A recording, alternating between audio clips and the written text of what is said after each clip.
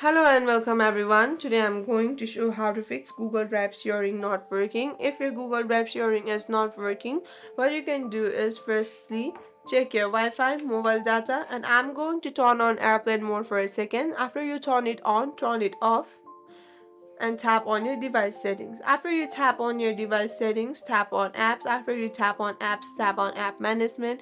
In app management, you will see search bar. Tap on search bar and start typing Google Drive. After you find the Google Drive, tap on Google Drive and tap on storage usage and clear the cache.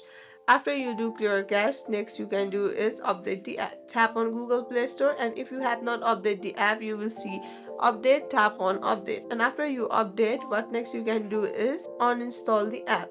Press the app and tap on uninstall. After you uninstall, to reinstall it, tap on Google Play Store and install the app. If you still have any questions, you can comment down below.